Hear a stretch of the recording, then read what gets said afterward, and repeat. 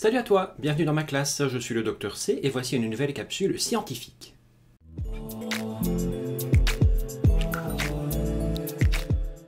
Aujourd'hui, je vous propose de parler d'un sujet qui est un classique dans la population et surtout à l'approche des fêtes de fin d'année, l'envie ou le besoin de purifier son corps.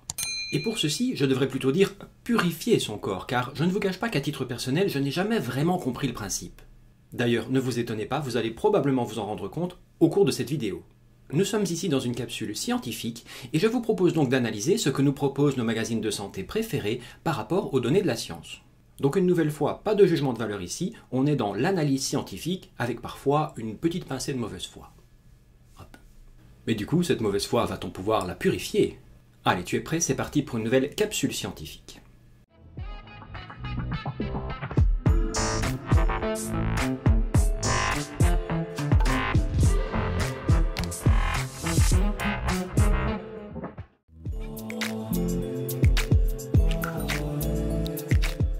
On commence par le site Les Miraculeux, pour la simple et bonne raison qu'ils apparaissent premiers dans les résultats de recherche avec les mots-clés que j'ai utilisés sur Google. Après avoir fermé les 2-3 fenêtres qui popent sur l'écran, je tombe sur cet article qui m'intéresse, que je vous place comme d'habitude dans la description, qui vous propose 5 remèdes pour purifier votre organisme.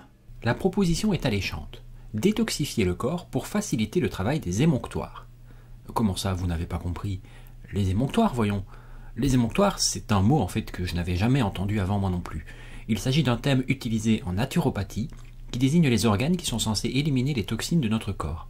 Cet article est par ailleurs validé scientifiquement par une personne dont le lien est affiché sur la page. Et alors, étonnamment ou pas, je dois bien vous avouer que je ne suis pas particulièrement choqué par ce que je lis sur cette page. Les 3 premiers conseils sont plutôt simples et basiques. Mangez des fruits et légumes, buvez de l'eau, faites du sport.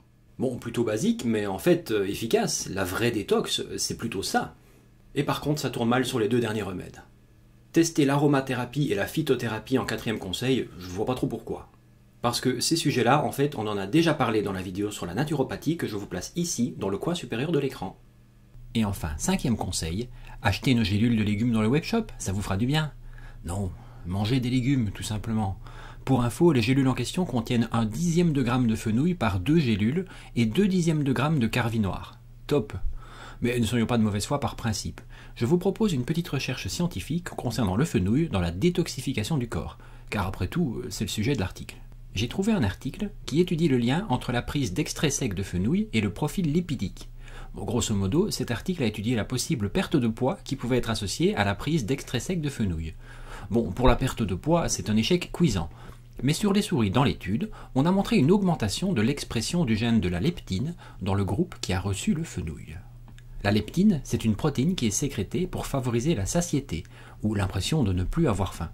Cette molécule est sécrétée principalement par le tissu graisseux du corps humain et elle agit sur l'hypothalamus, dans le cerveau, pour diminuer la prise alimentaire.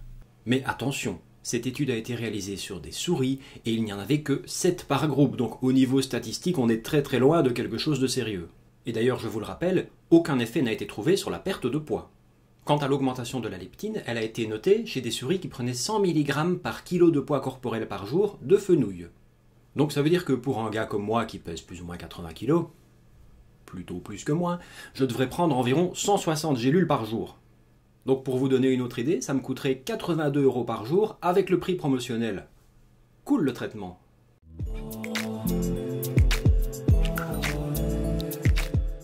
Alors, cette série de vidéos ne serait rien sans le partenaire vedette, ce site qui apparaît, sauf erreur de ma part, dans toutes les vidéos de la série, le fameux Top Santé qui nous propose cette fois-ci de consommer du citron bio pendant 21 jours d'affilée.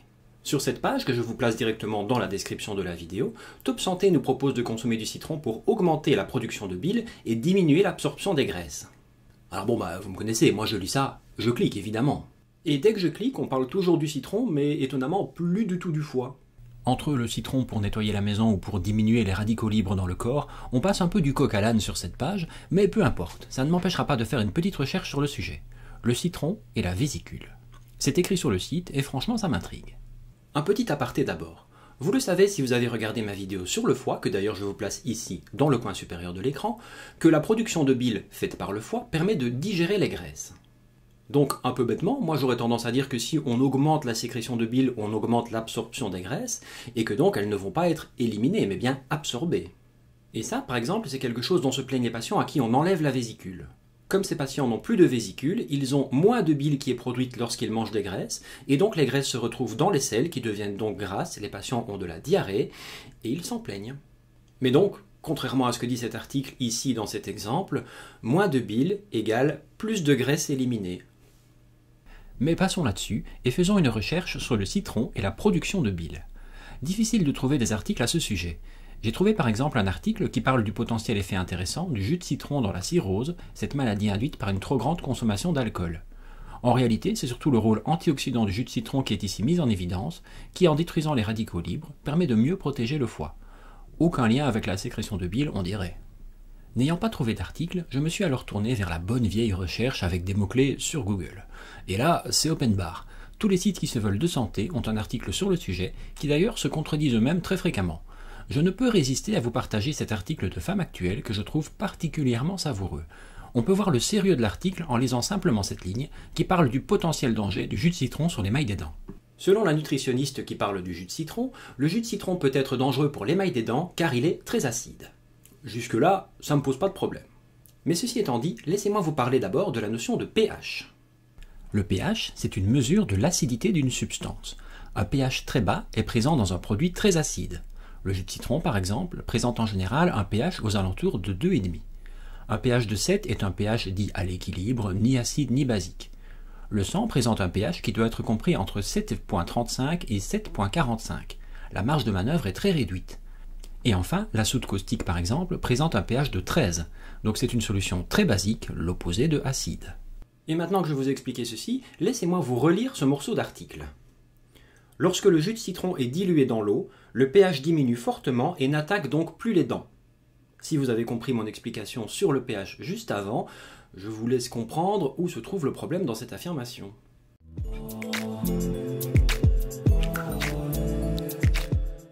Cette fois, on accueille des petits nouveaux dans cette série de vidéos car je pense qu'on n'a jamais parlé de CNews. Oui, CNews, le fameux site d'information français qui nous propose une liste de 6 aliments pour purifier ses reins.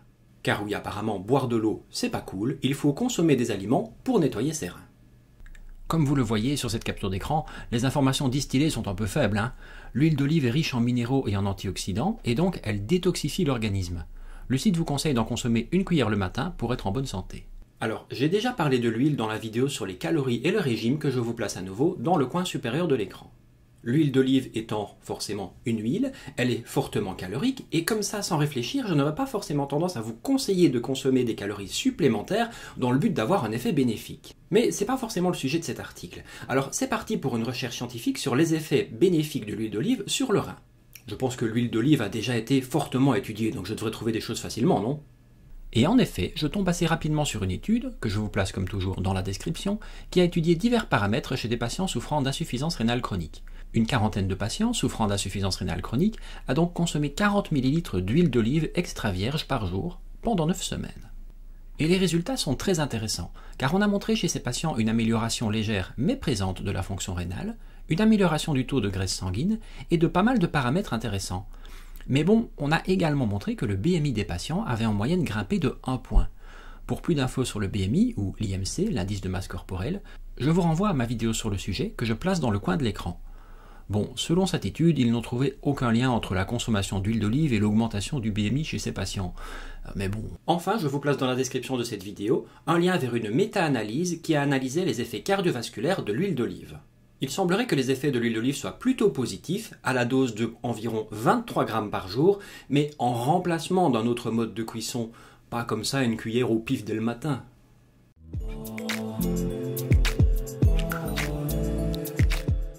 Je suis très heureux de parler de ce sujet car je ne vous cache pas qu'en consultation, j'ai déjà entendu ça un sacré nombre de fois. La sève de bouleau pour faire une cure de détox. Vous avez déjà entendu parler de ça? Je serais curieux de recevoir vos avis en commentaire ici, allez-y, je lirai ça. Cet article, c'est sur le site Aurore Rose que je l'ai trouvé. Parmi d'autres remèdes, où l'on peut également trouver le citron dont j'ai déjà parlé précédemment, on vous parle également de la sève de bouleau que l'on vous conseille carrément d'acheter en bidon de 3 ou 5 litres pour une cure de 20 jours. La sève de bouleau, selon le site, serait détoxifiante et drainante, mais aussi revitalisante. Bon, je ne vous cache pas que ces termes, même s'ils sont bien jolis, ne veulent pas dire grand-chose pour moi. Détoxifiante de quoi? Comment agit-elle cette sève de bouleau? Et drainante, ça veut dire diurétique? Qui augmente le volume des urines? Ok, mais comment? Et enfin, revitalisante, une fois de plus, comment? Un peu court comme explication, non? Moi, je ne veux pas croire tout ce qu'on écrit en utilisant des termes pseudo-scientifiques, je veux des preuves de ce qui est avancé. Allez, c'est parti pour une petite recherche scientifique que je vais volontairement ouvrir à tous les sujets qui touchent de près ou de loin la sève de bouleau. Alors, accrochez-vous bien parce que je suis tombé sur des trucs de fou.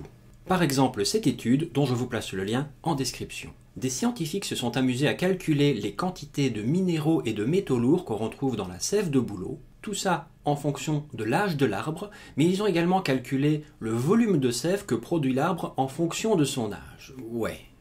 Alors, si ça vous intéresse, sachez que les jeunes bouleaux produisent un peu moins de sève que les vieux, mais que ça varie en fait à chaque analyse.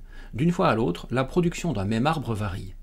En termes de minéraux, on trouve des choses intéressantes pour le corps humain, comme du cuivre, du manganèse et du zinc.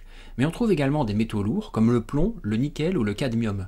Ces métaux lourds sont toxiques s'ils s'accumulent dans le corps humain. Et la conclusion de cette étude est intéressante. Les résultats ont confirmé la présence de minéraux très intéressants, mais également la présence de métaux lourds qui sont dangereux dans la sève de bouleau. Et cette concentration en métaux lourds, elle varie fortement, parfois d'un facteur 12, sur le même arbre, en fonction du moment où la sève de bouleau est récupérée. Les auteurs de cette étude recommandent de varier fortement les sources de sève de bouleau pour diminuer le risque d'intoxication aux métaux lourds. Selon cette étude, prendre la sève d'un même arbre et la consommer peut résulter en un matériel qui est à la fois dangereux et ne possède aucun effet intéressant. Bon, en résumé, on retiendra de cette étude que la sève de bouleau possède bien sûr quelques minéraux intéressants, mais également quelques métaux lourds potentiellement dangereux. Alors maintenant, sachant ceci, est-ce que vous achèteriez le bidon de 3 ou 5 litres de sève de bouleau? Vous pensez que l'étiquette précise quelle est l'origine de cette sève, si elle vient d'un même arbre ou de plusieurs, à quel moment de la journée elle a été extraite, quel était l'âge du bouleau en question? Pour info, j'ai trouvé de la sève de bouleau sur Amazon, un bidon de 3 litres pour 57 €. Bon, un bon verre d'eau, c'est moins cher, hein.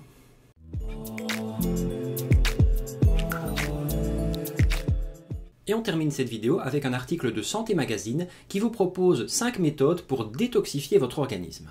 Alors déjà, première info, j'ai trouvé leur approche plutôt intéressante. Oui, car ce site vous propose plusieurs méthodes, mais semble ne pas avoir peur de dire quand ça ne marche pas. Comme le fait de faire une détox avec des bains de pieds, par exemple. Oui, apparemment ça existe. Et ce site propose un article sur une plante dont je n'avais jamais entendu parler, la fumeterre officinale. Alors le site ne donne clairement pas envie d'essayer. Le jus est tellement amer qu'il fait pleurer, et on peut la consommer en tisane, mais en ajoutant autre chose dedans, sinon c'est clairement dégueulasse. On donne dans cet article beaucoup de qualités à la fumeterre.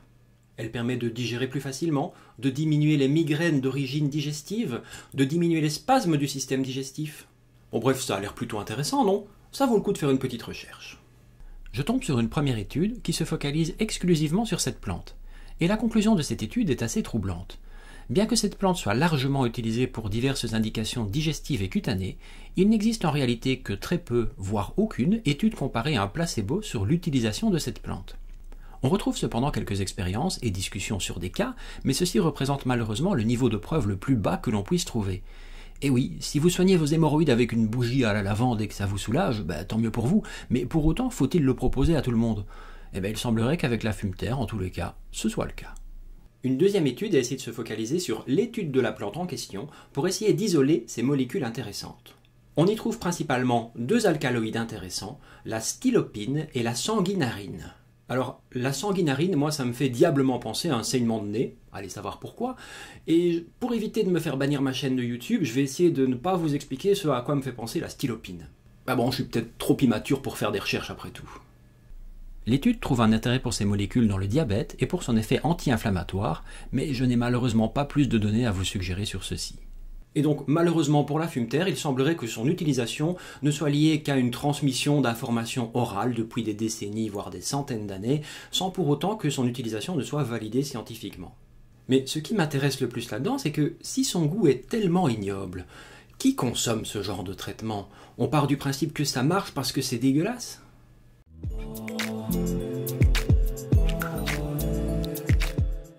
Et voilà, on est arrivé au bout de cette vidéo.